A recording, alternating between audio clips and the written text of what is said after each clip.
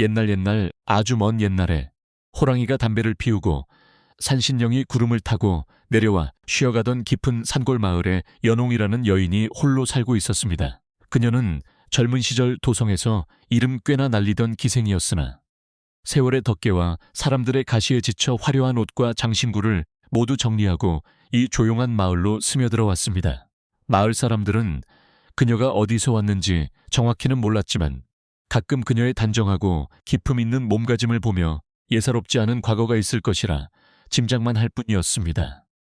연홍은 마을 끝자락 대나무 숲이 바람에 흔들리는 소리가 들리는 작은 초가집에서 텃밭을 이루며 조용히 여생을 보내고 싶어 했습니다. 그녀에게는 젊은 날 춤과 노래로 모은 재물이 든 비단, 주머니 하나가 유일한 믿는 구석이자 노후를 위한 전부였습니다.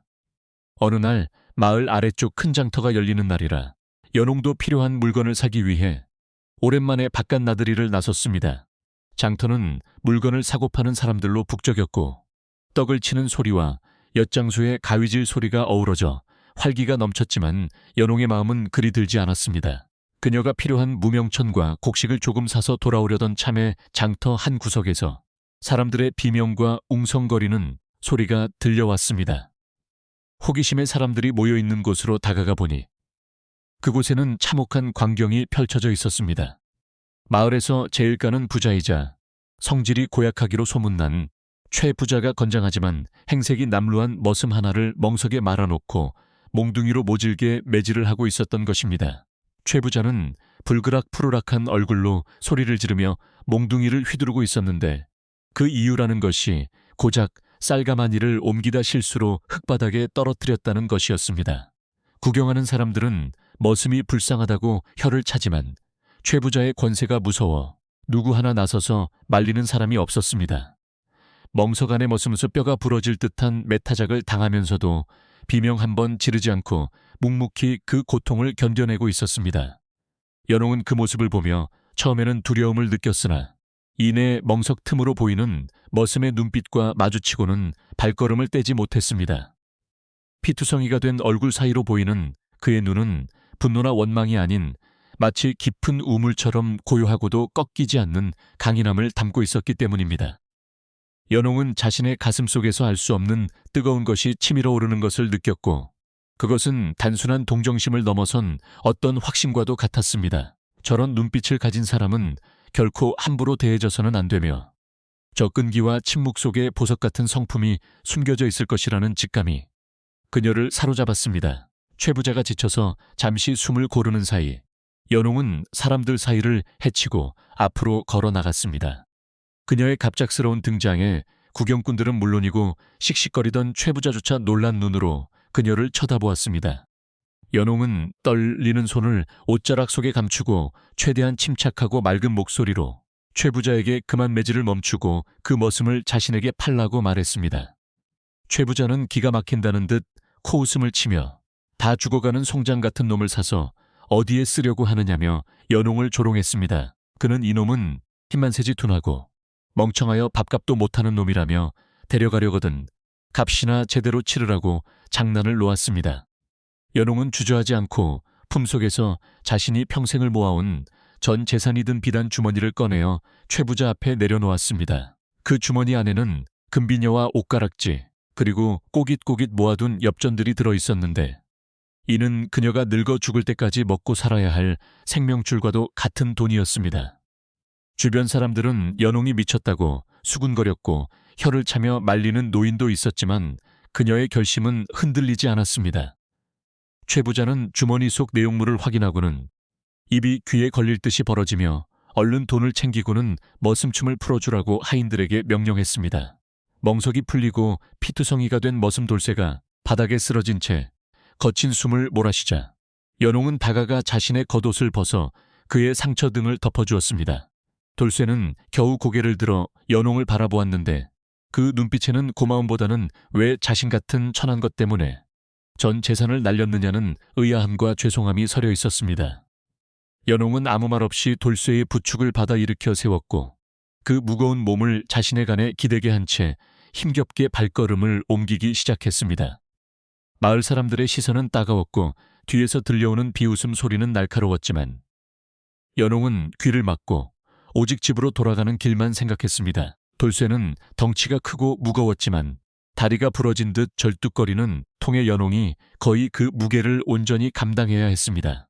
마을 어귀를 지나 산비탈에 있는 그녀의 집으로 가는 길은 평소보다 몇 배나 멀고 험하게 느껴졌습니다.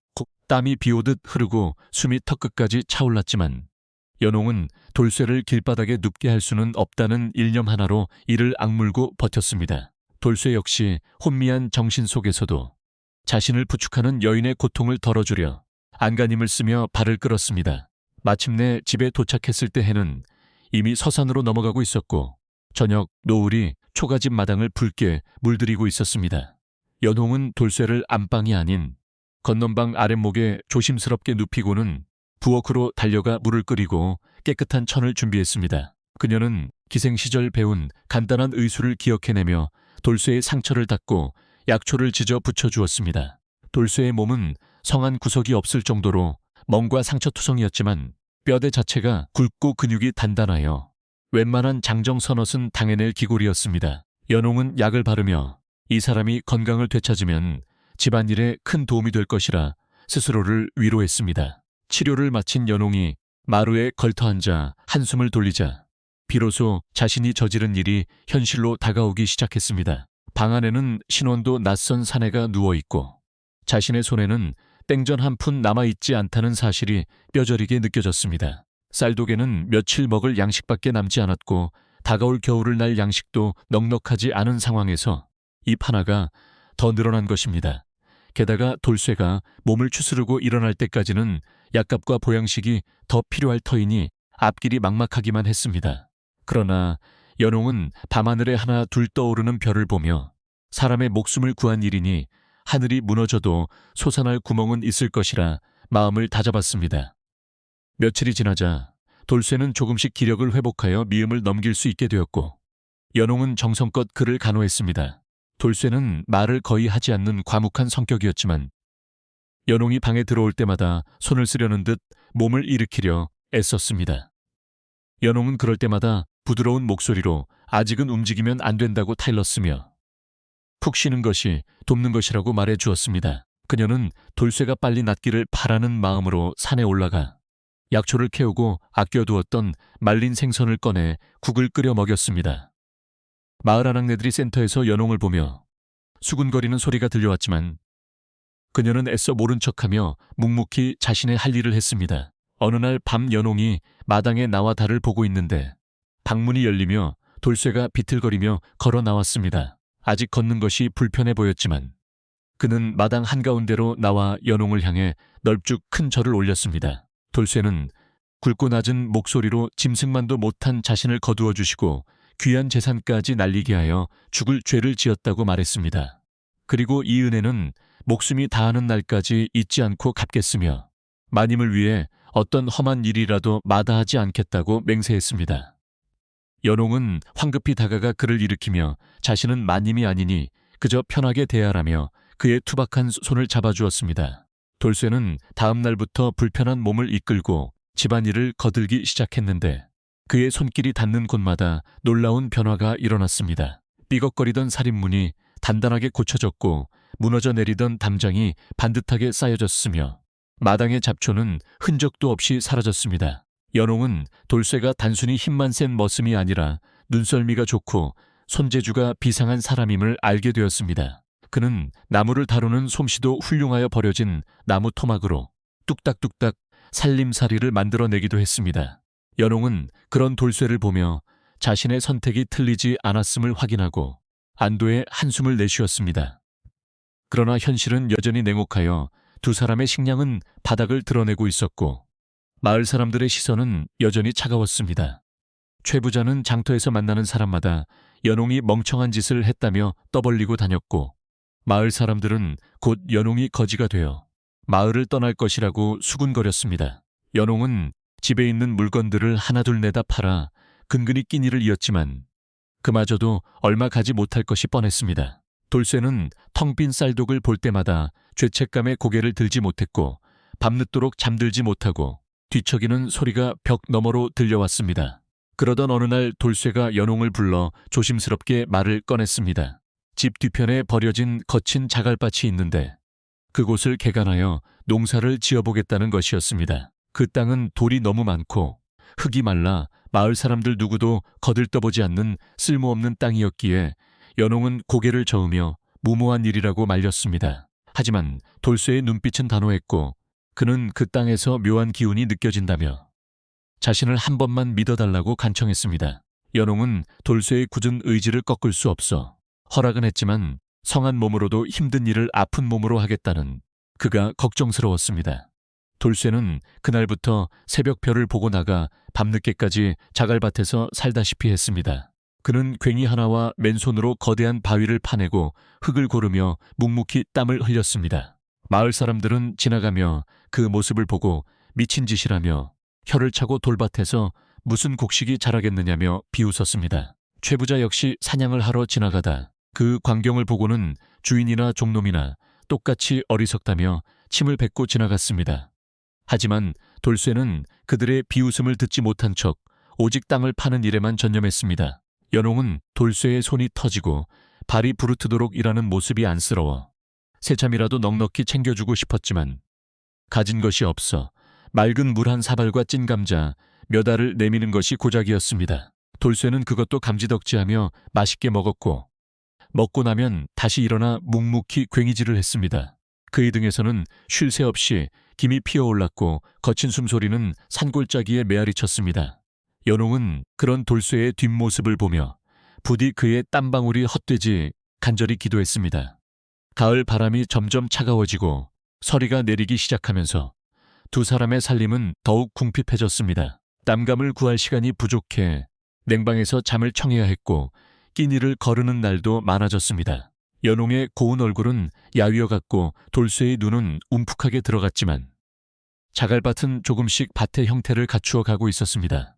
돌쇠가 파낸 돌무더기가 산처럼 쌓였고 그 아래에서 조금씩 검은 흙이 드러나기 시작했습니다. 하지만 여전히 그 땅은 거칠고 당장 무엇을 심어 수확을 기대하기에는 무리가 있어 보였습니다. 어느 날 저녁 마을의 가장 연장자인 꼬부랑 할머니가 지팡이를 짚고 연홍의 집을 찾아왔습니다. 할머니는 연홍의 손을 잡으며 혀를 차더니 품속에서 옥수수 몇 개를 꺼내 놓았습니다. 그리고는 낯익한 목소리로 사람들이 입을 댈 때는 귀를 닫고 마음을 지키란선 알 수 없는 말을 남기고 돌아갔습니다. 연홍은 그 옥수수를 삶아 돌쇠와 나누어 먹으며 할머니의 말씀이 무슨 뜻인지 곰곰이 생각했습니다. 돌쇠는 뜨거운 옥수수를 호흡으로 연홍에게 먼저 건네며 자신은 배가 고프지 않다고 거짓말을 했습니다. 겨울이 닥쳐오자 눈이 무릎까지 쌓였고 산골 마을은 고요 속에 잠겼습니다. 돌쇠는 눈보라가 치는 날에도 밭에 나가 괭이를 놀았고 언 땅을 녹이기 위해 불을 피웠습니다. 연홍은 헌옷을 기워 돌쇠의 옷을 두툼하게 만들어 주었고 밤이면 호롱불 아래에서 돌쇠의 언손을 녹여 주었습니다. 두 사람은 비록 가난하고 배고팠지만 서로를 의지하며 혹독한 겨울을 견뎌냈습니다. 돌쇠는 연홍에게 봄이 오면 분명 좋은 일이 있을 것이라며 위로했고 연홍은 그 말을 믿고 싶었습니다. 마침내 긴 겨울이 지나고 산과들에 아지랑이가 피어오르는 봄이 찾아왔습니다. 얼었던 계곡물이 녹아 흐르는 소리가 들려왔지만 그의 봄은 유난히 가물어 비가 한 방울도 내리지 않았습니다. 마을의 논밭은 거북이 등처럼 갈라지기 시작했고 사람들의 얼굴에는 수심이 가득했습니다. 마을 사람들은 하늘을 원망하며 기우제를 지내야 한다고 야단법석을 떨었습니다. 그러나 이상하게도 돌쇠가 피땀 흘려 일군 자갈밭만은 흙이 촉촉하게 젖어 있었고 밭 주변으로 싱싱한 풀들이 돋아나고 있었습니다. 이를 가장 먼저 눈치챈 것은 역시 연홍이었습니다. 그녀는 아침 일찍 밭에 나갔다가 발에 닿는 흙 감촉이 다른 곳과는 다르다는 것을 느꼈습니다. 다른 땅은 부석부석하여 먼지가 날리는데 돌쇠의 밭은 찰기가 있고 서늘한 기운을 머금고 있었던 것입니다. 연홍이 놀라서 돌쇠를 쳐다보자 돌쇠는 쑥스러운 듯 머리를 긁적이며 땅속 깊은 곳에 물길이 있는 것 같다고 말했습니다. 그는 어릴 적부터 땅의 소리를 듣는 재주가 있었는데 이 자갈밭 아래에서 희미하게 물 흐르는 소리를 들었다는 것입니다. 소문은 발없이 천리를 간다고 연홍네 밭이 가뭄에도 마르지 않는다는 이야기가 마을에 퍼지기 시작했습니다. 사람들은 설마 그 돌밭에 물이 있겠느냐며 의심하면서도 혹시나 하는 마음에 하나둘 구경을 하러 몰려들었습니다. 가을도 말라가는 판국에 산비탈 자갈밭이 촉촉하다는 것은 기이한 일이 아닐 수 없었습니다. 최 부자도 소문을 듣고 하인들을 대동하여 연옥네 집으로 찾아왔습니다. 그의 눈은 탐욕으로 번들거리고 있었고 무언가 꿍꿍이를 꾸미는 표정이 역력했습니다. 연옥은 몰려든 사람들 앞에서 불안함을 느꼈지만 돌쇠는 태산처럼 버티고 서서 아무런 동요도 보이지 않았습니다. 돌쇠는 묵묵히 괭이를 들고 밭 한가운데 있는 가장 큰 바위 쪽으로 다가갔습니다. 그 바위는 그동안 돌쇠가 전력을 다해도 꿈쩍하지 않았던 거대한 놈이었습니다. 사람들이 숨을 죽이고 지켜보는 가운데 돌쇠는 크게 심호흡을 하고 바위 밑을 파내려가기 시작했습니다. 그의 팔뚝에 굵은 핏줄이 솟아오르고 이마에서 굵은 땀방울이 떨어졌습니다. 깡하는 괭이 소리만이 정적을 깨고 산골짜기에 울려 퍼졌습니다.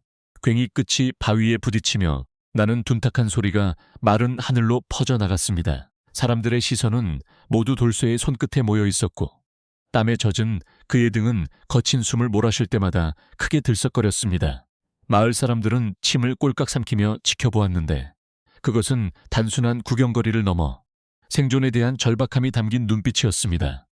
가뭄으로 타들어가는 논바닥처럼 사람들의 마음도 메말라 있었기에 혹시라도 저 돌무더기 아래에서 물이 나올지도 모른다는 희망은 그들을 꼼짝 못하게 붙잡아 두기에 충분했습니다. 그러나 그 희망 곁에는 언제나 불신이라는 그림자가 따라다녔고 사람들은 서로의 눈치를 보며 웅성거리는 소리를 낮추지 않았습니다.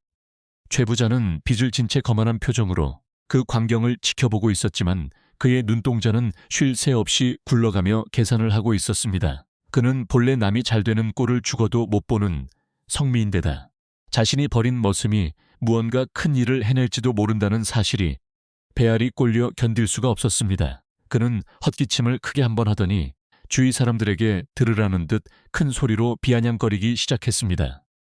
저놈이 미치더니 이제는 땅을 파서 우물을 만들겠다고 생쇼를 하는구나.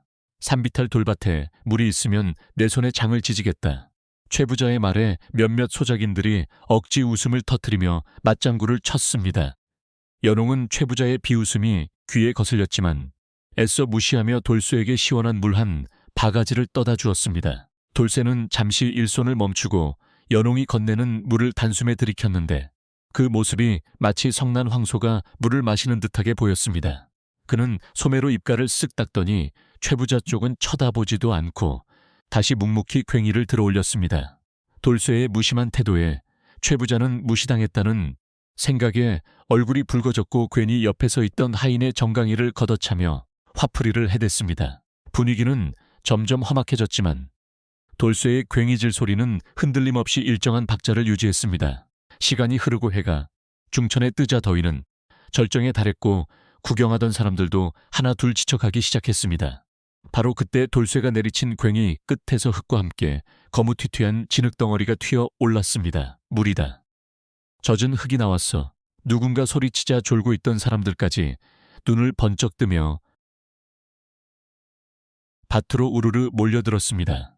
과연 돌쇠가 파놓은 구덩이 바닥에는 짙은 색에 젖은 흙이 드러나 있었고 그 사이로 아주 미세하게 물기가 배어나오는 것이 보였습니다. 그것은 콸콸 쏟아지는 물줄기는 아니었지만 이 메마른 가뭄 속에서는 금덩어리보다 더 귀한 징조였습니다.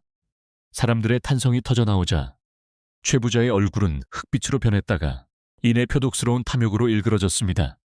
그는 거칠게 사람들을 밀치고 앞으로 나서며 뻔뻔스러운 목소리로 소리쳤습니다. 이보게들 잠깐 비켜보게. 이 땅의 원주인이 누구인지 다들 잊었는가?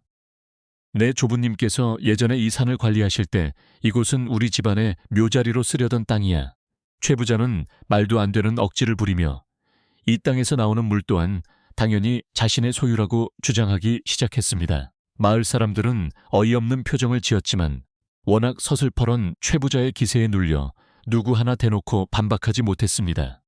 연홍은 더 이상 참을 수 없어 앞으로 나서며 최 부자를 가로막았습니다.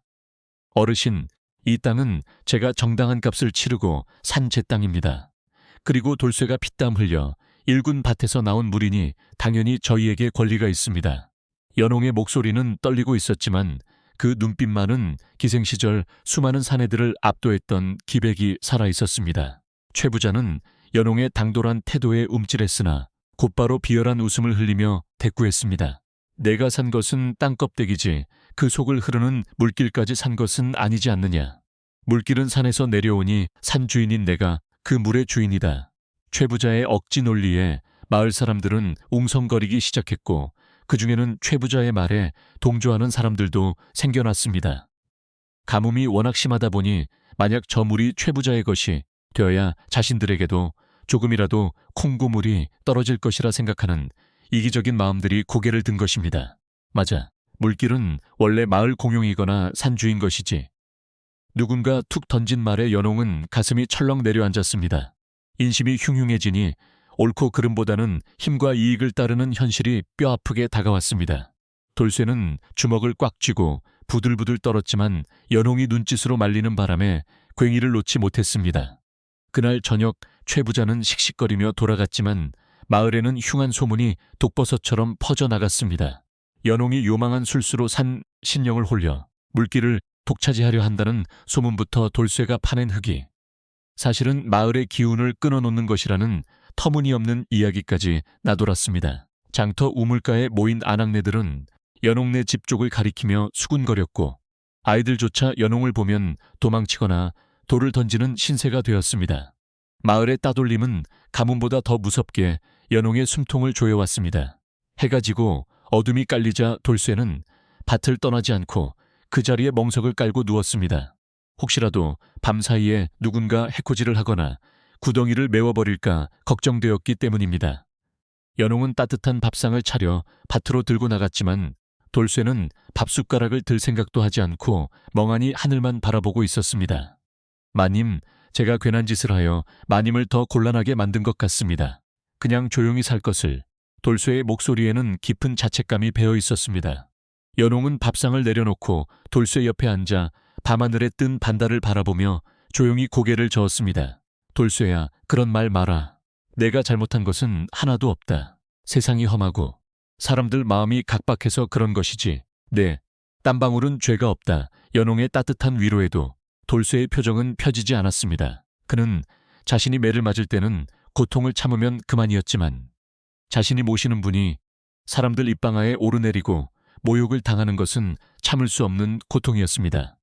멀리서 개 짖는 소리가 들려왔고 마을 쪽에서 불빛이 하나 둘 꺼져 가자 사방은 칠흑 같은 어둠에 잠겼습니다. 두 사람은 말없이 앉아 풀벌레 소리를 들으며 서로의 불안을 다독였습니다. 그때 어둠 속에서 누군가 지팡이를 짚고 다가오는 소리가 들렸습니다. 돌쇠가 경계하며 벌떡 일어났으나 나타난 사람은 지난번 옥수수를 주고 갔던 마을의 노파였습니다. 노파는 주름진 얼굴에 근심이 가득한 표정으로 연홍에게 다가와 작은 목소리로 속삭였습니다. 조심해야 해. 최 부자가 사람들을 모아 내일 아침에 관아에 고변을 하러 간다고 하더군. 물길을 막아 마을 농사를 망친다는 죄목을 씌우려는 거야.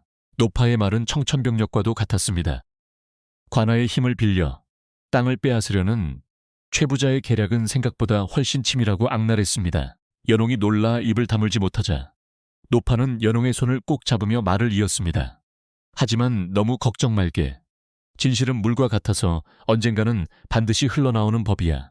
다만 그 물이 터져나올 때까지 버티는 힘이 필요해. 내일 사람들이 몰려오기 전에 자네들이 먼저 보여줘야 해. 저 땅 밑에 무엇이 있는지 말이야. 노파는 의미심장한 말을 남기고는 어둠 속으로 다시 사라졌습니다. 연홍과 돌쇠는 노파의 뒷모습을 보며 한동안 멍하니 서 있었습니다. 먼저 보여줘야 한다는 말이 두 사람의 가슴에 무겁게 내려앉았습니다. 노파가 돌아간 후 돌쇠는 결심한 듯 괭이를 다시 집어들었습니다. 밤이라 아무것도 보이지 않았지만 그는 손끝의 감각과 땅의 울림에 의지해 작업을 계속하려 했습니다. 연홍이 호롱불을 들고 나와 그의 곁을 비추어 주었습니다. 불빛 아래 드러난 돌쇠의 얼굴은 비장함으로 가득 차 있었습니다.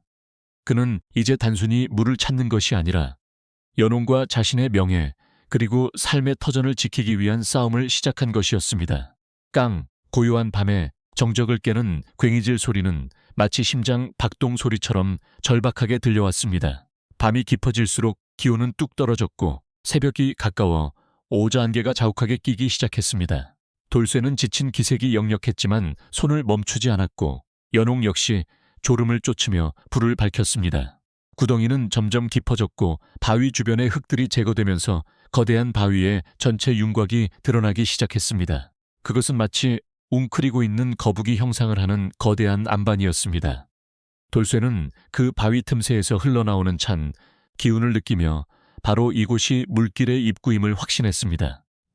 하지만 그 입구를 막고 있는 마지막 돌덩이가 너무나 단단하게 박혀 있어 꼼짝도 하지 않았습니다. 마을 쪽에서는 닭이 우는 소리가 들려왔고 동쪽 하늘이 푸르스름하게 밝아오기 시작했습니다. 날이 밝으면 최부자가 관아의 포졸들을 데리고 들이닥칠 것이 뻔했습니다. 시간이 얼마 남지 않았다는 초조함에 연홍의 손은 바들바들 떨렸습니다. 돌쇠는 잠시 괭이를 내려놓고 숨을 골랐습니다. 그의 손바닥은 물집이 터져 피가 맺혀 있었고 온몸은 땀과 흙범벅이 되어 있었습니다. 그는 연홍을 바라보며 낮지만 분명한 어조로 말했습니다. 마님, 비키십시오. 위험합니다. 연홍이 물러서자마자 돌쇠는 온몸을 던져 지렛대를 눌렀습니다. 그의 굵은 팔뚝에서 힘줄이 툭 하고 붉어져 나왔고 젖먹던 힘까지 쏟아붓는 기합 소리가 산천을 울렸습니다. 으차차차 거대한 바위가 서서히 아주 서서히 들썩이기 시작했습니다. 그 틈새로 흙먼지가 피어오르고 땅속 깊은 곳에서 구르르릉 하는 천둥 같은 소리가 들려왔습니다. 그것은 마치 오랫동안 잠자던 용이 깨어나는 소리와도 같았습니다. 거대한 바위가 굴러가며 낸 괴음이 산골짜기의 정적을 깨뜨리는 순간 그 틈새에서부터 참았던 숨을 토해내듯 거친 물줄기가 하늘로 치솟아 올랐습니다. 마치 땅속에 갇혀있던 용이 승천하는 듯한 기세로 뿜어져 나온 물기둥은 아침 햇살을 받아 영롱한 무지개를 만들어내며 사방으로 흩어졌습니다. 오랜 가뭄으로 바짝 말라있던 땅은 순식간에 촉촉하게 젖어들었고 자욱하게 피어오르던 흙먼지는 물보라에 씻겨 맑은 공기만이 남았습니다. 사람들은 눈앞에서 벌어진 기적 같은 광경에 말을 잃고 입을 다물지 못한 채 그저 멍하니 솟구치는 물줄기만을 바라볼 뿐이었습니다. 그것은 단순한 지하수가 아니라 땅의 전기를 머금고 터져나온 생명의 물이었습니다. 물줄기는 멈추지 않고 콸콸 쏟아져 나와 순식간에 돌쇠가 파놓은 구덩이를 채우고 말라비틀어진 가을을 향해 힘차게 흘러내려갔습니다. 그 소리가 어찌나 청량하고 웅장하던지 마치 수천 명의 악사가 동시에 악기를 연주하는 듯한 환청마저 들릴 지경이었습니다. 물방울이 얼굴에 튀자 사람들은 그제야 정신을 차린 듯 환호성을 지르며 물가로 달려들었습니다. 물이다, 물이 나왔어. 드디어 우리가 살았다. 사람들은 서로를 끌어안고 덩실덩실 춤을 추기도 하고 흐르는 물에 얼굴을 받고 벌컥벌컥 마시기도 하며 기쁨을 만끽했습니다. 그 물은 얼음장처럼 차갑고 꿀처럼 달아 목구멍을 넘어가는 순간 온몸의 세포가 깨어나는 듯한 전율을 느끼게 했습니다. 한편 혼신의 힘을 다해 바위를 들어 올렸던 돌쇠는 물줄기가 터져 나오는 것을 확인하자마자 그대로 바닥에 쓰러지고 말았습니다. 그의 손은 피범벅이 되어 있었고 얼굴은 피기가 하나도 없이 창백했으나 입가에는 옅은 미소가 번져 있었습니다. 연홍은 솟구치는 물줄기 따위는 안중에도 없다는 듯 쓰러진 돌쇠에게 달려가 그를 품에 안았습니다. 돌쇠야, 정신 차려라. 내가 해냈다. 내가 우리 모두를 살렸어. 연홍의 외침에 돌겹게 눈을 뜨고 연홍을 바라보았습니다. 그의 눈동자에는 자신이 모시는 주인이 더 이상 비웃음을 사지 않게 되었다는 안도감이 가득 차 있었습니다. 마을 사람들은 정신없이 물을 마시고 물통에 물을 채우느라 여념이 없었지만 그 소란 속에서 단 한 사람 최부자만이 다른 생각을 하고 있었습니다. 그는 터져나온 물의 양과 그 맑은 빛깔을 보고는 이 물이 예사물이 아님을 단번에 알아차렸습니다.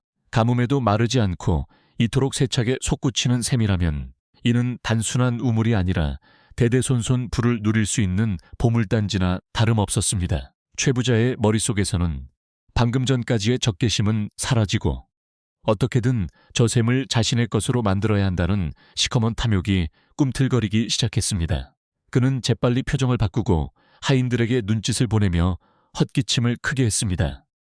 이보게들 다들 진정하게. 이 물은 함부로 마셔서는 안 되는 물일지도 모르네. 최 부자의 뜬금없는 고함 소리에 물을 마시던 사람들이 멈칫하며 그를 쳐다보았습니다.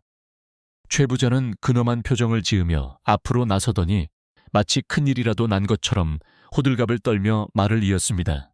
이곳은 내 조상님이 점지해둔 명당터야.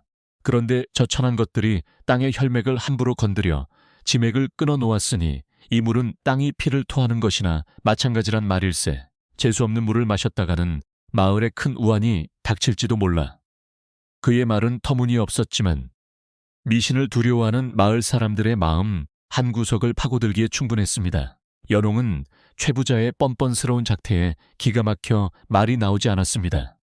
방금 전까지만 해도 물이 나오지 않으면 멍석마리를 하겠다고 위협하던 사람이 이제는 물이 나오니 저주받은 물이라며 사람들을 선동하고 있었기 때문입니다.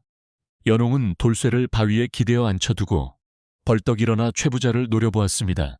어르신, 말씀을 삼가십시오. 이 물이 어째서 재앙이란 말입니까? 목마른 사람들을 살리는 생명수임시다. 보십시오. 시들어가던 풀들이 물을 머금고 다시 일어서는 것을요. 어찌 하늘이 주신 선물을 두고 저주라 하십니까? 연홍의 당당한 반박에 몇몇 사람들은 고개를 끄덕이며 동조하는 기색을 보였습니다. 그러나 최 부자는 눈 하나 깜짝하지 않고 오히려 목소리를 높였습니다. 어허, 요망한 것이 어디서 어른 말에 토를 다느냐. 내가 감히 풍수지리를 논할 주제가 되느냐. 내가 데려온 직관이 말하기를 이곳은 건드리면 안 되는 금기된 땅이라 했다. 내 놈들이 내 땅을 망쳐놓았으니 당장 이 밭을 내놓고 마을을 떠나거라. 그게 마을을 위하는 길이다. 최 부자는 억지 논리를 펴며 은근슬쩍 땅에 대한 소유권을 주장했습니다. 그는 하인들에게 눈짓을 하여 연홍과 돌쇠를 포위하게 만들었고 분위기는 다시 험악하게 변해갔습니다. 물을 마시던 사람들은 눈치를 보며 슬금슬금 뒤로 물러나기 시작했습니다. 그때 마을 훈장이 샘물 가까이 다가가 물을 유심히 살펴보더니 손으로 물을 떠서 맛을 보았습니다. 훈장은 눈을 지그시 감고 물맛을 음미한 뒤 놀라운 표정으로 눈을 떴습니다. 이것은 그냥 물이 아닙니다. 혀끝에 감도는 맛이 알싸하고 톡 쏘는 것이 예로부터 귀하게 여겨지던 약수임이 틀림없습니다. 위장병과 피부병에 효험이 있다는 그 신비한 약수가 우리 마을에서 터진 것입니다. 훈장의 말에 사람들은 다시 한번 술렁거렸습니다. 약수라면 부르는 게 값인 귀한 물이었기에 최 부자의 눈은 더욱 탐욕스럽게 번들거렸습니다. 최 부자는 이제 대놓고 본색을 드러냈습니다. 그는 훈장의 말이 끝나기가 무섭게 소리쳤습니다. 그것 보시오. 그런 귀한 약수가 어찌 저런 천한 기생과 머슴놈 소유가 될 수 있겠소. 이는 마을의 보물이자 이 산의 주인인 내 가문의 유산이요. 내가 이 우물을 관리하며 마을 사람들에게 혜택을 나누어 줄 테니 저 도둑놈들을 당장 끌어내시오. 최 부자는 교묘하게 마을 사람들의 이익을 내세우며 자신의 욕심을 채우려 했습니다. 사람들은 약수라는 말에 귀가 솔깃하여 혹시라도 연홍이 물을 독차지하고 비싸게 팔지는 않을까 하는 의심을 품기 시작했습니다. 연홍은 가슴이 답답해져 옴을 느꼈습니다. 세상의 인심이 간사하다는 것은 익히 알고 있었지만 눈앞의 이익 앞에서 이토록 쉽게 흔들리는 사람들을 보니 허탈감이 밀려왔습니다. 그녀는 떨리는 목소리로 호소했습니다. 여러분, 제 말을 믿어주십시오. 저는 이 물을 팔아 부자가 될 생각이 없습니다. 돌쇠가 피땀 흘려 찾은 이 물은 우리 모두의 것입니다. 가뭄에 목마른 이웃들에게 대가 없이 나누어 드릴 것입니다. 하지만 그녀의 진심 어린 외침은 최 부자의 큰 목소리와 사람들의 수군거림에 묻혀 공허하게 흩어질 뿐이었습니다. 최 부자의 사주를 받은 왈패 하나가 나서서 분위기를 조장했습니다. 기생 출신이 하는 말을 어떻게 믿어? 지금은 급하니까 선심 쓰는 척하다가 나중에는 물 한 바가지에 쌀 한 가마를 달라고 할지. 누가 알아? 차라리 최 부자, 어른이 관리하는 게 우리한테는 더 낫지 않겠어. 그 말에 사람들은 동요하며 연홍을 의심스러운 눈으로 바라보았습니다. 연홍은 억울함에 눈물이 핑 돌았지만 약해진 모습을 보이면 끝장이라는 생각에 입술을 깨물며 버텼습니다. 그녀의 뒤에는 아직 몸을 가누지 못하는 돌쇠가 있었기에 물러설 곳이 없었습니다. 상황이 연홍에게 불리하게 돌아가자 최 부자는 회심의 미소를 지으며 하인들에게 명령했습니다. 자, 뭘 꾸물거리고 있느냐. 당장 저것들을 끌어내고 밭 주변에 울타리를 쳐라. 오늘부터 이 약수터는 최가의 소유임을 선포한다. 하인들이 몽둥이를 들고 위협적으로 다가오자 연홍은 두 팔을 벌려 돌쇠를 가로막았습니다. 그녀의 가녀린 몸이 바들바들 떨렸지만 눈빛만은 쇳날처럼 매웠습니다. 내 집에서 한 발자국만 더 들어오면 내 혀를 깨물고 죽어서라도 귀신이 되어 너희를 용서치 않겠다. 그녀의 결기 어린 외침에 하인들이 주춤했습니다.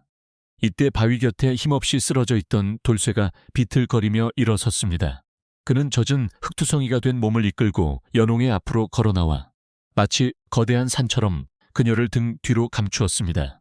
돌쇠는 몽둥이를 든 하인들을 향해 아무 말 없이 손을 뻗었는데 그 손에는 방금 전까지 바위를 깨던 낡은 괭이가 들려 있었습니다. 그의 눈빛은 고요했지만 그 깊은 곳에서는 범접할 수 없는 살기가 느껴졌습니다. 돌쇠가 한 걸음 내디디자 하인들은 기세에 눌려 뒷걸음질을 쳤습니다. 돌쇠는 낮고 굵은 목소리로 입을 열었습니다.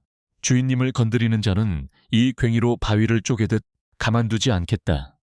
돌쇠의 기세에 눌린 것은 하인들뿐만이 아니었습니다. 최부자 역시 돌쇠의 저력이 두려워 섣불리 공격 명령을 내리지 못하고 입만 벙긋거렸습니다. 마을 사람들은 숨을 죽이고 이 일촉즉발의 대치를 지켜보았습니다. 그때 훈장이 다시 한번 나서서 중재를 시도했습니다. 이보시오, 최부자. 힘으로 해결할 일이 아니오. 관아에 정식으로 소송을 걸어 가려도록 합시다.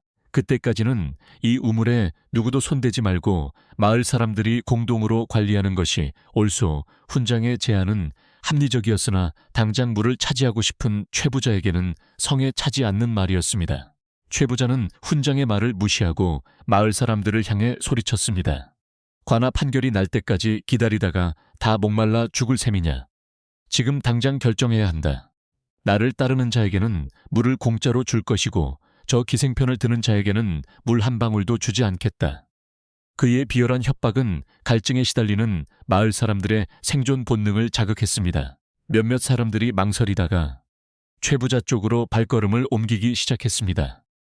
연홍은 사람들이 하나 둘 등을 돌리는 모습을 보며 절망감을 느꼈습니다. 진실과 정의가 탐욕과 힘 앞에서 무력하게 무너지는 듯했습니다. 그러나 바로 그 순간 기이한 일이 벌어졌습니다. 샘에서 솟아오르던 물줄기가 갑자기 붉은 흙탕물로 변하더니 거친 소리를 내며 끓어오르기 시작한 것입니다. 맑고 투명하던 약수가 순식간에 뻘건 핏빛으로 변하자 사람들은 비명을 지르며 뒤로 물러났습니다. 의악, 물 색깔이 왜 이래? 저주다. 산신령이 노하셨다. 공포에 질린 사람들은 허둥지둥 도망치려 했고 최부자 역시 당황하여 얼굴이 하얗게 질렸습니다. 그는 이것이 연홍의 요술이라고 생각하며 소리쳤지만 그의 목소리도 떨리고 있었습니다. 돌쇠는 흙탕물로 변한 샘을 바라보며 무언가 깨달은 듯 고개를 끄덕였습니다. 그는 땅의 소리를 듣는 자였기에 땅이 사람들의 다툼과 탐욕에 반응하여 탁한 기운을 토해내고 있음을 알 수 있었습니다. 돌쇠는 괭이를 내려놓고 무릎을 꿇어 땅에 귀를 대었습니다. 땅속 깊은 곳에서 울리는 소리는 슬픔과 분노로 가득 차 있었습니다. 그는 사람들이 진심으로 뉘우치고 화합하지 않는다면 이 물은 영영 맑아지지 않을 것임을 직감했습니다. 연홍 역시 돌쇠의 행동을 보고 상황을 짐작하며 두려움에 떠는 사람들을 향해 외쳤습니다. 보십시오. 하늘이 지켜보고 계십니다. 탐욕스러운 마음으로 물을 차지하려 하니 맑던 물도 탁하게 변해버렸습니다. 이 물은 주인이 따로 있는 것이 아니라 마음이 깨끗한 자에게만 허락된 선물입니다. 연홍의 말은 공포에 질린 사람들의 가슴에 파문을 일으켰습니다. 도망치려던 사람들은 발걸음을 멈추고 붉게 변한 물과 연홍을 번갈아 쳐다보았습니다. 최부자는 이 상황을 믿을 수 없다는 듯 샘물을 들여다보며 이럴 리가 없다. 이럴 리가 없어라고 중얼거렸지만 붉은 물은 계속해서 꾸르륵거리며 솟아오를 뿐이었습니다. 마을에는 무거운 침묵이 감돌았습니다. 최부자의 억지와 위협도 사람들의 이기심도 신비한 자연현상 앞에서는 힘을 잃었습니다. 돌쇠는 천천히 일어나 흙탕물이 솟는 구멍을 자신의 몸으로 막으려는 듯 그 위에 털썩 주저앉았습니다. 그러자 신기하게도 요동치던 물줄기가 조금씩 잦아들었습니다. 돌쇠는 사람들을 향해 났지만 분명한 어조로 말했습니다. 모두 물러가십시오. 마음을 비우고 다시 오지 않으면 이 물은 영원히 붉은 물로 남을 것입니다. 그의 말은 단순한 경고가 아니라 땅의 대변자로서 전하는 신탁과도 같았습니다. 사람들은 두려움과 경외심을 느끼며 하나둘 뒷걸음질쳐 물러나기 시작했습니다. 최부자도 더 이상 고집을 부릴 명분을 잃고 분한 표정으로 침을 뱉으며 돌아섰습니다. 두고 보자. 내 반드시 이 땅을 찾아오고 말 테다. 최부자가 하인들을 이끌고 사라지자 마을 사람들도 슬금슬금 흩어졌습니다. 결국 자갈밭에는 연홍과 돌쇠 그리고 훈장만이 남게 되었습니다. 훈장은 혀를 내두르며 연홍에게 다가와 말했습니다. 자네 집 머슴이 보통 내기가 아니구먼. 땅을 달래는 재주가 있어. 하지만 최부자가 쉽게 포기하지 않을 테니 대비를 단단히 해야 할 걸세. 잠시 후 훈장도 돌아가고 낮이 되자 연홍은 다리에 힘이 풀려 주저앉았습니다. 돌쇠는 여전히 샘 구멍 위에 앉아 눈을 감고 명상을 하듯 숨을 고르고 있었습니다. 연홍은 기어가듯 다가가 돌쇠의 손을 잡았습니다. 거칠고 투박한 손이었지만 그 어느 때보다 따뜻하고 듬직하게 느껴졌습니다. 돌쇠야, 고맙다. 내가 아니었다면 나는 벌써 쫓겨났을 것이다. 하지만 이 물이 정말 다시 맑아질 수 있겠느냐. 연홍의 물음에 돌쇠는 천천히 눈을 뜨며 희미하게 미소 지었습니다. 마님 걱정 마십시오. 땅은 거짓말을 하지 않습니다. 사람들의 마음이 가라앉고 탐욕이 사라지면 물은 다시 본래의 모습을 찾을 것입니다. 그때까지 제가 이 자리를 지키겠습니다. 누구도 함부로 이 물을 더럽히지 못하도록 말입니다. 돌쇠의 말에는 흔들리지 않는 확신이 담겨 있었습니다. 연홍은 고개를 끄덕이며 돌쇠의 어깨에 머리를 기대었습니다. 해는 이미 중천을 넘어 서쪽으로 기울고 있었고 붉은 흙탕물은 여전히 꾸르륵거리며 두 사람의 발목을 적시고 있었습니다. 이 밤이 지나면 또다시 닥쳐올 시련을 예감하며 두 사람은 서로의 온기에 의지해 불안한 휴식을 취했습니다. 밤이 깊어가고 산골 마을에는 무거운 정적만이 감돌았지만 연홍과 돌쇠가 있는 자갈밭에는 팽팽한 긴장감이 흐르고 있었습니다. 붉은 흙탕물은 여전히 그치지 않고 꾸르륵거리는 소리를 내며 솟아오르고 있었는데 그 소리가 마치 땅이 앓는 소리처럼 들려 연홍의 마음을 더욱 불안하게 만들었습니다. 돌쇠는 샘 구멍 위에 가부좌를 틀고 앉아 미동도 하지 않았는데 어둠 속에 잠긴 그의 모습은 마치 오랜 세월 그 자리를 지켜온 바위처럼 묵직하고 단단해 보였습니다. 연홍은 밤바람이 차가워지자 방에서 두툼한 이불을 가져와 돌쇠의 어깨에 덮어주었지만 그는 눈을 감은 채 깊은 명상에 잠겨 있어 인기척조차 느끼지 못하는 듯 했습니다. 연홍은 돌쇠의 곁에 쪼그리고 앉아 부디 내일 아침에는 이 물이 맑아지기를 그리고 사람들의 마음이 가라앉기를 간절히 기도하며 밤을 지새웠습니다. 이튿날 아침동이 트자마자 마을 사람들이 하나 둘씩 연홍네 집 앞으로 모여들기 시작했습니다. 어제 붉은 물을 보고 도망쳤던 사람들이었지만 타 들어가는 목마름을 이기지 못해 혹시나 하는 마음으로 물동이를 들고 다시 찾아온 것입니다.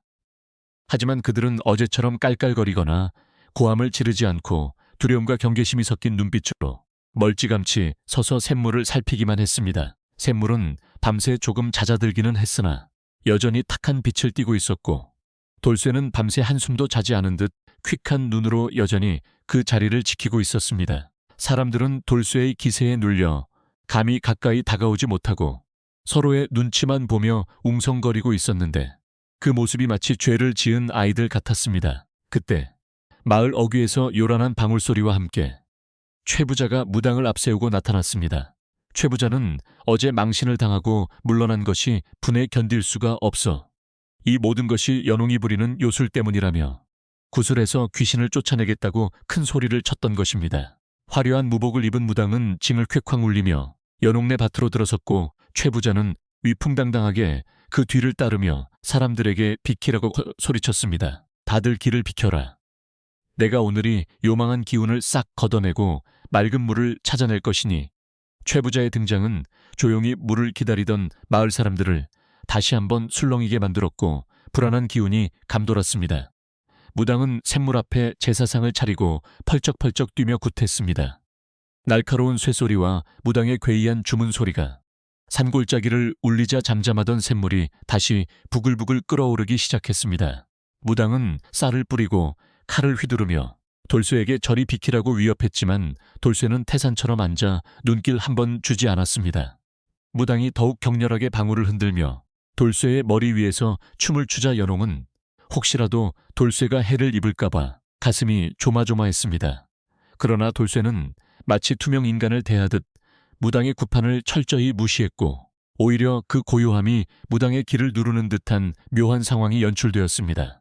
한참을 뛰던 무당이 갑자기 비명을 지르며 뒤로 나자빠졌습니다. 무당은 사시나무 떨듯 떨며 최부자를 향해 소리쳤습니다. 어르신, 여기는 제가 건드릴 수 있는 곳이 아닙니다. 이 땅에는 이미 강력한 주인이 버티고 있어 제 실력이 통하지 않습니다. 저기 앉아있는 저 사람은 그냥 사람이 아니라 당신이 보호하는 장사입니다. 무당의 뜻밖의 말에 최부자의 얼굴이 불그락불그락해졌습니다. 돈을 주고 데려온 무당이 오히려 적을 두둔하는 꼴이 되었으니 기가 막힐 노릇이었습니다. 최부자는 김의 제사상을 발로 차며 무당에게 욕을 퍼부었습니다. 에이, 쓸모없는 것. 내가 돈을 더 받으려고 수작을 부리는구나. 최부자가 난동을 부리자 앉아있던 돌쇠가 천천히 몸을 일으켰습니다. 그가 일어서자 거대한 그림자가 최부자를 덮쳤고 소란스럽던 굿판은 순식간에 찬물을 끼얹듯 조용해졌습니다. 돌쇠는 낮고 엄숙한 목소리로 입을 열었습니다. 이곳은 신성한 물이 솟는 곳입니다. 더러운 탐욕과 시끄러운 소음으로는 물을 얻을 수 없습니다. 땅은 거짓을 싫어하고 물은 주인의 마음을 비추는 법입니다. 돌쇠의 말은 쩌렁쩌렁하게 울려 퍼져 사람들의 가슴 깊이 파고들었습니다. 그것은 단순한 머슴의 말이 아니라 자연의 섭리를 깨달은 자의 가르침과도 같았습니다. 최부자는 돌쇠의 기세에 눌리면서도 자존심 때문에 물러서지 않고 되들었습니다. 내 이놈 어디서 훈계를 하느냐? 내 말대로 물이 주인을 알아본다면 이 땅의 원래 주인인 내가 물을 뜨면 맑아져야 할 것 아니냐? 내가 직접 보여주마. 최부자는 하인에게서 표주박을 빼앗아 들고 쇳물로 성큼 걸어갔습니다. 그는 자신이 물을 뜨면 당연히 맑아질 것이라 믿고 싶었고 만약 그렇지 않더라도 억지로라도 맑다고 우길 심산이었습니다. 마을 사람들은 숨을 죽이고 최부자의 행동을 지켜보았고 연홍은 두 손을 모으고 결과를 기다렸습니다. 최부자가 샘물에 다가가자 이상하게도 물에서 고약한 썩은 내가 진동하기 시작했습니다. 최부자는 코를 막으며 인상을 찌푸렸지만 사람들의 시선이 있어 멈출 수가 없었습니다. 그가 표주박을 물에 담그는 순간 흙탕물이 마치 살아있는 것처럼 튀어올라 그의 비단옷을 더럽혔습니다. 최부자가 뜬 물은 시커먼 진흙 덩어리와 다를 바 없었고 그 안에는 썩은 나뭇가지와 오물들이 섞여 있었습니다. 이게 뭐야? 내 놈들이 무슨 조화를 부린 거냐? 최부자는 당황하여 표주박을 집어던지며 고래고래 소리를 질렀지만 그의 몰골은 이미 우스꽝스럽게 변해 있었습니다. 사람들 사이에서 키득키득 웃음소리가 새어나왔습니다. 평소 최부자의 위세에 눌려 길을 펴지 못하던 마을 사람들이 흙탕물을 뒤집어쓰고 방방 뛰는 최부자의 모습을 보며 통쾌함을 느낀 것입니다. 최부자는 얼굴이 홍당무처럼 빨개져서 어쩔 줄을 몰라 했습니다. 돌쇠는 그런 최부자를 싸늘하게 바라보며 말했습니다. 마음이 탁한 자에게는 물도 탁하게 보이는 법입니다. 욕심을 버리지 않으면 이 물은 한 방울도 마실 수 없을 것입니다. 돌쇠의 말에 최부자는 할 말을 잃고 부들부들 떨기만 했습니다. 그의 권위는 땅에 떨어졌고 더 이상 사람들을 선동할 힘을 잃어버렸습니다. 그때 돌쇠가 시선을 돌려 군중 속에 있는 촌장의 며느리를 바라보았습니다. 그녀는 갓난아기를 업고 있었는데 아이가 목이 말라 보채자 어쩔 줄 몰라 하며 발을 동동 구르고 있었습니다. 돌쇠는 부드러운 목소리로 그녀를 불렀습니다. 아기 어머니, 이리 오십시오. 아이가 목이 마른 것 같으니 와서 물을 먹이십시오. 여인은 주저하며 최부자의 눈치를 보았지만 아이의 울음소리에 용기를 내어 조심스럽게 샘으로 다가왔습니다. 사람들이 모두 숨을 죽이고 지켜보는 가운데 여인은 떨리는 손으로 바가지에 물을 담으려 했습니다. 놀라운 일이 벌어졌습니다. 여인이 샘물에 손을 뻗자마자 시커먼 흙탕물이 순식간에 가라앉고 바닥이 휘 비칠 정도로 투명한 물로 변하는 것이었습니다. 여인이 떠올린 바가지에는 아침 이슬처럼 맑고 깨끗한 물이 찰랑거리고 있었습니다. 세상에, 물이 맑아졌어. 정말 기적이네, 기적이야. 사람들이 탄성을 지르며 환호했습니다. 여인은 감격하여 아이에게 물을 먹였고 아이는 꿀꺽꿀꺽 물을 마시더니 금세 울음을 그치고 방긋 웃었습니다. 여인도 남은 물을 마셔보고는 정말 달고 시원해요. 마치 꿀물 같아요. 라고 말하며 눈물을 흘렸습니다. 이 광경을 지켜본 마을 사람들은 더 이상 의심하지 않았습니다. 이 샘물은 주인의 마음을 가리고 착한 사람에게는 복을 주지만 악한 사람에게는 벌을 주는 영물이라는 것이 이미 증명된 것입니다. 사람들은 앞다투어 최부자를 비난하기 시작했습니다. 최부자 때문에 우리가 귀한 물을 못 마실 뻔했어. 욕심쟁이가 마을을 망칠 뻔했네. 사람들의 비난이 빗발치자 최부자는 쥐구멍이라도 찾고 싶은 심정이었습니다. 그는 슬금슬금 뒷걸음질 치다가 하인들의 등 뒤로 숨어버렸고 결국 도망치듯 마을 아래로 내려가 버렸습니다. 최부자가 사라지자 마을 사람들은 연홍과 돌쇠에게 다가와 머리를 조아리며 사죄했습니다. 저희가 어리석어 최부자의 꼬임에 넘어갔습니다. 부디 용서해 주십시오. 훈장 어른도 앞으로 나와 정중하게 고개를 숙였습니다. 자네들이야말로 진정한 이 땅의 주인이네. 우리 마을을 살려주어 정말 고맙네. 연홍은 사람들의 사과를 받으며 눈시울이 붉어졌습니다. 그동안의 서름과 고생이 눈 녹듯 사라지는 것 같았습니다. 그녀는 사람들에게 미소 지으며 말했습니다. 괜찮습니다. 목마름이 오죽했으면 그러셨겠습니까? 자, 이제 모두 줄을 서서 물을 받아 가세요. 물은 충분합니다. 돌쇠는 묵묵히 바가지를 들고 사람들에게 일일이 물을 떠주었습니다. 그의 표정은 여전히 무뚝뚝했지만 손길만은 더없이 정성스러웠습니다. 사람들은 돌쇠가 건네주는 물을 보물처럼 받아들고 연신 고맙다는 인사를 했습니다. 물을 마신 사람들은 하나같이 고질병이 낫는 것 같다며 신기해했고 굽은 허리가 펴지는 것 같다는 노인들도 있었습니다. 소문은 삽시간에 퍼져 이웃마을 사람들까지 물동이를 들고 찾아왔지만 샘물은 아무리 퍼내어도 줄어들지 않고 계속해서 맑은 물을 뿜어냈습니다. 연옥내 마당은 물을 받으러 온 사람들로 장사진을 이루었고 웃음꽃이 피어났습니다. 오후가 되자 마을 사람들은 누가 시키지도 않았는데 각자 집에서 가져온 음식을 꺼내놓기 시작했습니다. 감자, 옥수수, 떡, 김치 등 가난한 살림에 아껴두었던 음식들이 연옥내 마당에 쌓였습니다. 물값이라 생각하고 받아주게. 우리 정성이네. 마을 아낙네들은 연홍의 손을 잡고 고마워하며 그동안 따돌렸던 것을 진심으로 미안해했습니다.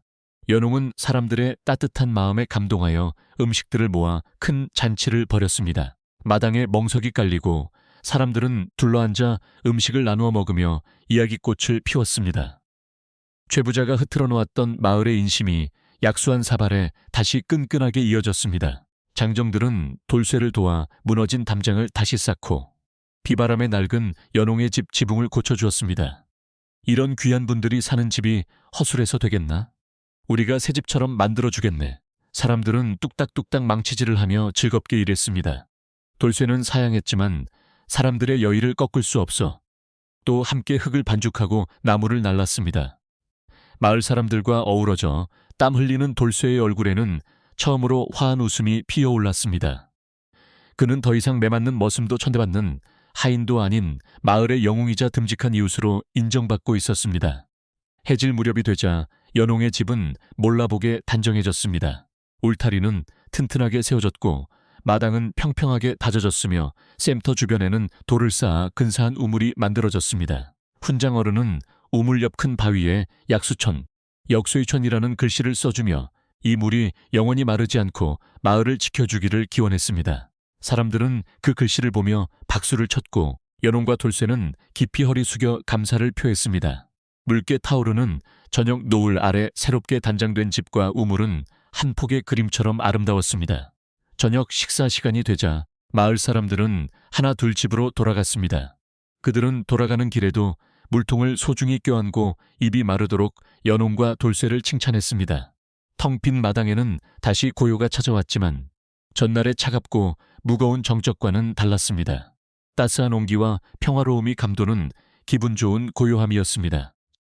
연홍은 톨마루에 앉아 깨끗해진 마당과 찰랑거리는 우물을 바라보며 안도의 한숨을 내쉬었습니다. 돌쇠야 정말 고생 많았다. 이제야 다리 뻗고 잘 수 있겠구나. 연홍의 말에 돌쇠는 쑥스러운 듯 머리를 긍적였습니다. 돌쇠는 부엌으로 들어가 아궁이에 불을 지폈습니다. 타닥타닥 장작 타는 소리가 정겹게 들려오고 굴뚝에서는 하얀 연기가 피어올랐습니다. 연홍은 마을 사람들이 두고 간 쌀로 밥을 짓고 싱싱한 채소로 반찬을 만들었습니다. 오랜만에 맡아보는 갓 지은 밥 냄새가 코끝을 간지럽혔습니다. 상을 차려 마주 앉은 두 사람의 얼굴은 촛불 아래에서 붉게 빛났습니다. 비록 화려한 반찬은 없었지만 그 어떤 진수성찬보다 맛있고 귀한 밥상이었습니다. 돌쇠는 밥 한 그릇을 뚝딱 비우고는 연홍에게 조심스럽게 물었습니다. 마님, 이제 행복하십니까? 연홍은 숟가락을 내려놓고 돌쇠를 지그시 바라보았습니다. 그래, 행복하다. 비단옷을 입고 춤을 출 때보다, 금가락지를 낄 때보다 지금이 훨씬 행복하구나. 이 모든 게 내 덕분이다. 연홍의 진심 어린 말에 돌쇠의 눈가가 촉촉해졌습니다. 그는 평생 천대만 받고 살아왔기에 누군가에게 행복을 줄 수 있다는 사실이 믿기지 않을 만큼 벅찼습니다. 두 사람은 밤이 늦도록 도란도란 이야기를 나누며 앞으로 펼쳐질 날들에 대한 희망을 그렸습니다. 마당의 귀뚜라미들도 두 사람의 행복을 축하하듯 맑은 소리로 노래했습니다. 밤하늘에는 별들이 쏟아질 듯 총총 박혀 있었고 약수천에 물 흐르는 소리는 자장가처럼 은은하게 들려왔습니다. 최부자의 탐욕도 마을 사람들의 오해도 모두 씻겨 내려간 자리에는 맑고 투명한 진심만이 남았습니다. 연홍과 돌쇠는 그 진심을 지키기 위해 그리고 이 귀한 물을 세상과 나누기 위해 더욱 단단해지기로 마음먹었습니다. 잠자리에 든 연홍은 꿈속에서도 맑은 물이 솟아오르는 꿈을 꾸었고 돌쇠는 튼튼한 집을 짓는 꿈을 꾸었습니다. 그렇게 산골 마을의 밤은 평화롭고 깊어만 갔습니다. 세월은 흐르는 물과 같아서 어느덧 연홍네 집 앞에 약수터가 터진 지도 여러 해가 지났습니다. 처음에는 마을 사람들만 아웅다웅 찾아오던 약수터였으나 그 효험이 입에서 입으로 전해지면서 소문은 삽시간에 천리박 도성까지 퍼져나갔습니다. 피부병에 걸린 사람이 씻으면 살결이 백옥같이 고와지고 속병을 앓던 사람이 마시면 체증이 쑥 내려간다는 이야기는 과장이 아니었습니다. 전국 팔도에서 사람들이 구름처럼 몰려들었고 한적했던 산골 마을은 몰려드는 사람들로 인해 매일 장날처럼 활기가 넘쳤습니다. 연홍의 집 앞마당은 물동이를 든 사람들로 인산인해를 이루었지만 연홍은 단 한 번도 물값을 받지 않고 누구에게나 공평하게 물을 내어주었습니다. 사람들은 연홍의 넓은 마음씨에 감복하여 그냥 돌아가지 않았습니다. 병이 나은 사람들은 쌀가마니를 지고 와서 마당에 내려놓았고 비단을 짜는 아낙네들은 고운 비단피를 몰래 툴마루에 두고 가기도 했습니다. 어떤 장사꾼은 돈꾸러미를, 어떤 농부는 제철 과일과 채소를 가져다 주어 연홍의 집 창고는 비을 새가 없이 가득 찼습니다. 연홍과 돌쇠가 굳이 재물을 탐하지 않았음에도 재물은 마치 자석에 이끌리듯 그들의 집으로 굴러 들어왔습니다. 가난하여 끼니를 걱정하던 시절은 옛말이 되었고 두 사람은 마을에서 그 누구도 부러워하지 않을 만큼 큰 부자가 되어 있었습니다. 연홍은 쌓여가는 재물을 보며 자만하지 않고 오히려 그것을 어떻게 하면 의미 있게 쓸까 고민했습니다. 그녀는 돌쇠와 상의하여 집 옆에 큼지막한 행랑채를 새로 지었습니다. 멀리서 병을 고치러 왔으나 돈이 없어 잘 곳을 구하지 못하는 병자들과 가난한 나그네들을 위해 무료로 숙식을 제공하기 위해서였습니다. 물은 고이면 썩지만 흐르면 만물을 살립니다. 재물 또한 물과 같아서 흘려보내야 탈이 없습니다. 연홍의 말에 돌쇠는 깊이 공감하며 직접 목재를 나르고 톱질을 하여 튼튼하고 따뜻한 집을 지었습니다. 행랑채의 아궁이에는 사시사철 불이 꺼지지 않았고 따뜻한 밥 짓는 냄새가 끊이지 않았습니다. 마을의 풍경도 연홍 덕분에 몰라보게 달라졌습니다. 찾아오는 손님들이 많아지자 마을 사람들도 덩달아 바빠졌습니다. 어떤 집은 국밥을 팔고 어떤 집은 집신을 팔아 살림이 넉넉해졌고 마을길은 넓고 평탄하게 닦였습니다. 예전에는 가난과 가뭄에 찌들어 서로를 헐뜯고 시기하던 마을 사람들이었으나 곳간에서 인심난다고 살림이 피니 마음에도 여유가 생겼습니다. 사람들은 모이기만 하면 연홍과 돌쇠를 송축했고 마을에 대소사가 있을 때마다 제일 먼저 연홍을 찾아와 의논하고 지혜를 구했습니다. 연홍은 더 이상 천대받는 기생 출신이 아니라 마을의 정신적 지주이자 존경받는 어른으로 자리 잡았습니다. 반면 욕심을 부리다 망신을 당했던 최부자의 가세는 날이 갈수록 기울어만 갔습니다. 마을 사람들의 인심을 잃은 것은 물론이고 소작농들도 하나둘 그의 곁을 떠나 연옥내 밭을 일구거나 장사를 하러 나갔기 때문입니다. 게다가 하늘이 벌을 내린 것인지 최부자의 논밭에만 병충해가 들끓어 흉작이 계속되었고 집안에는 우환이 끊이지 않았습니다. 최부자는 뒤늦게 땅을 치며 후회했지만 이미 엎지른 물을 주워 담을 수는 없었습니다. 결국 그는 견디다 못해 빚 잔치를 하고 밤을 틈타 도망치듯 마을을 떠나 어디론가 사라져 버렸습니다. 사람들은 그의 초라한 뒷모습을 보며 인과응보라 혀를 찼습니다. 돌쇠 역시 세월의 흐름 속에 많이 변했습니다. 처음 연홍이 장터에서 데려왔을 때의 주눅 들고 상처 입은 모습은 온데간데 없었고 이제는 누구보다 듬직하고 기품 있는 집사의 모습이었습니다. 그는 좋은 옷을 입고 하인들을 부릴 위치가 되었지만 결코 거드름을 피우거나 게으름을 피우지 않았습니다. 여전히 새벽같이 일어나 약수터를 청소하고 텃밭을 가꾸며 행랑채에 머무는 병자들의 안부를 살폈습니다. 또한 그는 밤마다 틈틈이 글을 익혀 장부를 정리하고 서책을 읽을 수 있게 되었습니다. 그를 깨우친 돌쇠의 눈빛은 더욱 깊어졌고 그의 말 한마디 한마디에는 무게와 지혜가 실렸습니다. 어느 날 고을원님이 이 마을에 순시를 나왔다가 약수터의 명성을 듣고 연홍의 집을 방문하게 되었습니다. 원님의 행차 소식에 마을 사람들은 바짝 긴장했지만 연홍과 돌쇠는 당당하고 예의 바르게 원님을 맞이했습니다. 원님은 정갈하게 정돈된 집안과 맑은 약수 그리고 병자들을 돌보는 행랑채를 둘러보고 큰 감동을 받았습니다.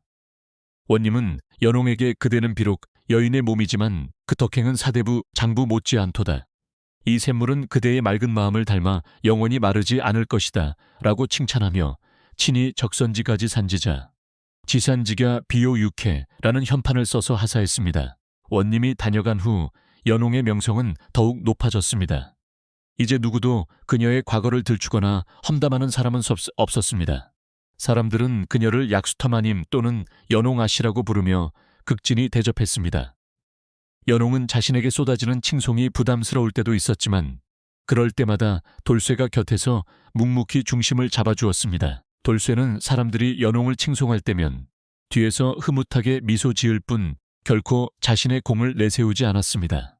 그는 연홍이 빛날 수 있도록 돕는 그림자가 되는 것에 만족했고 그것이 자신의 도리이자 행복이라 여겼습니다. 세월은 흘러 연홍과 돌쇠의 머리에도 하얀 서리가 내렸습니다. 두 사람은 부부의 연을 맺지는 않았지만 부부보다 더 깊은 신뢰와 정으로 서로를 의지하며 살았습니다. 그들은 서로 눈빛만 봐도 무엇을 원하는지 알 수 있었고 말하지 않아도 마음이 통하는 사이였습니다. 돌쇠는 평생 연홍을 주인이자 누이처럼 섬겼고 연홍은 돌쇠를 생명의 은인이자 가장 든든한 버팀목으로 아꼈습니다.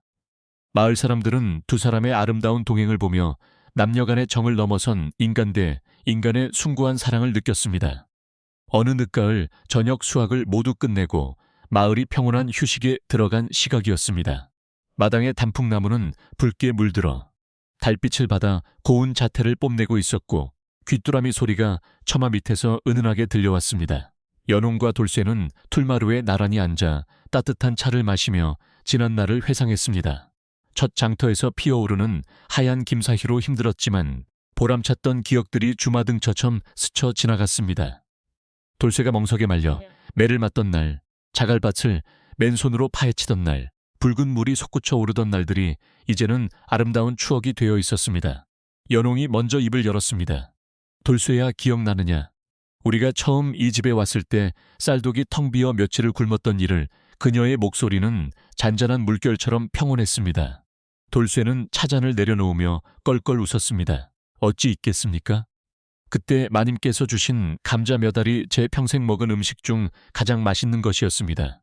두 사람은 서로를 바라보며 빙글에 미소 지었습니다. 늙어 주름진 얼굴이었지만 그 미소만큼은 소년 소녀처럼 해맑고 순수했습니다. 그들의 얼굴에는 고된 세월이 만들어낸 훈장 같은 주름과 함께 베풀며 살아온 삶이 주는 평화로움이 깃들어 있었습니다. 돌쇠가 잠시 밤하늘을 올려다보다가 나직이 말했습니다. 만님, 저는 참으로 복받은 놈입니다. 천한 머슴으로 태어나 짐승처럼 살다갈 팔자였는데 만난 사람 대접을 받고 이렇게 훌륭한 집에서 늙어가니 말입니다. 이 모든 것이 마님의 은덕입니다. 돌쇠의 눈시울이 붉어졌습니다. 연홍은 고개를 가로저으며 돌쇠의 거친 손을 잡았습니다. 아니다. 내가 너를 구한 것이 아니라 내가 나를 구한 것이다. 내가 없었다면 나는 외로움에 지쳐 쓰러졌거나 세상의 비웃음을 견디지 못하고 떠났을 것이다. 내가 내 삶의 지팡이가 되어 주었기에 오늘이 있는 것이다. 두 사람은 잡은 손에 힘을 주며 서로의 온기를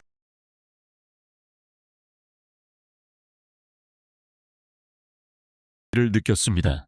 마당 한가운데 있는 약수터에서는 여전히 맑은 물이 풍사오르는 소리가 들려왔습니다. 쪼르륵퐁, 쪼르륵퐁. 그 소리는 마치 두 사람의 심장 박동 소리처럼 규칙적이고 편안했습니다. 이 물은 앞으로도 오랫동안 아마도 두 사람이 세상을 떠난 뒤에도 계속 흘러 목마른 사람들의 갈증을 채워주고 병든 사람들을 위로해 줄 것입니다. 그들이 남긴 것은 금은보화가 아니라 마르지 않는 샘물과 그 샘물에 깃든 따뜻한 이야기였습니다. 바람이 불어와 낙엽이 마당을 뒹굴었지만 춥다기보다는 오히려 상쾌하게 느껴지는 밤이었습니다. 연홍은 돌쇠의 어깨에 담요를 덮어주며 말했습니다. 밤이 깊었구나. 내일은 마을 사람들과 떡을 만들어 나눠 먹기로 했으니 이만 들어가 쉬구나. 돌쇠는 고개를 끄덕이며 자리에서 일어났습니다. 연홍이 방으로 들어가는 것을 끝까지 지켜보고 마당을 한 바퀴 둘러보며 문단속을 했습니다. 늙은 돌쇠의 발걸음은 느려졌지만 여전히 든든하고 빈틈이 없었습니다. 집안의 불빛이 하나 둘 꺼지고 고요한 어둠이 집을 감싸 안았습니다. 산골 마을의 밤은 깊어만 같고 하늘의 별들은 보석처럼 반짝이며 이 평화로운 집을 비추고 있었습니다. 욕심을 버리고 서로를 귀하게 여긴 두 사람의 이야기는 바람을 타고 산 넘어 멀리까지 전해졌습니다. 그리고 사람들은 잠들기 전 아이들에게 이 이야기를 들려주며 진정한 부자는 재물이 많은 사람이니 아니라 마음이 넉넉한 사람이라는 것을 가르쳐 주었습니다. 연홍과 돌쇠는 따뜻한 아랫목에 누워 쇳물 흐르는 소리를 자장가 삼아 평화로운 꿈나라로 여행을 떠났습니다.